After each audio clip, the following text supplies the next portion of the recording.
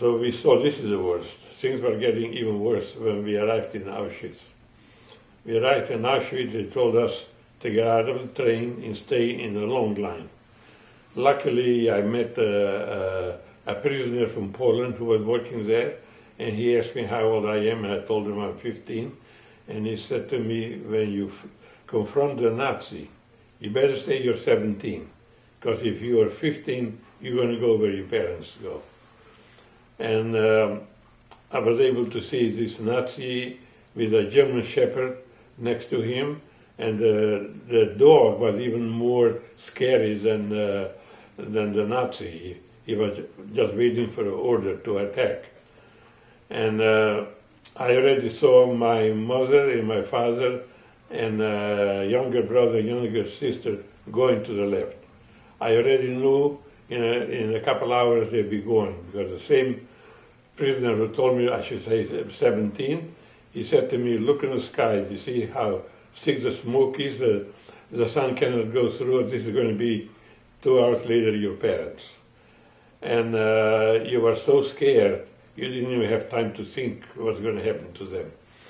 And then when my turn came, he asked me, wie alt bist du?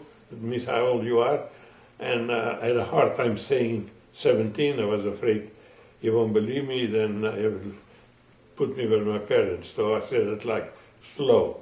Then he made me to repeat it. He says, wie alt bist du? Loud.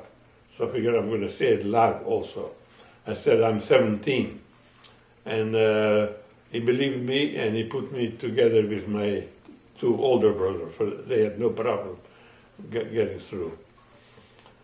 So now we are going in the field, and everybody got undressed completely, and one had to shave off the hair from the other one.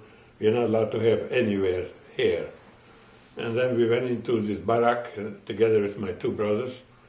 And the next day they lined us up again, same Nazi, took my 2 brothers right away, but didn't take me. So because I didn't look strong enough to go to the job they needed. So now I didn't have time to grieve up my parents. Now I don't know where my brothers are going to be, and I'm left alone completely. And that night I couldn't sleep at all because I didn't know what was going to happen to me the next day. Finally, the next day they needed workmen so badly they didn't even look whether you're small or large. Didn't even have time to put the number on your hand like anybody else has. They put my number on my shirt, and I still remember it. It's 71,360.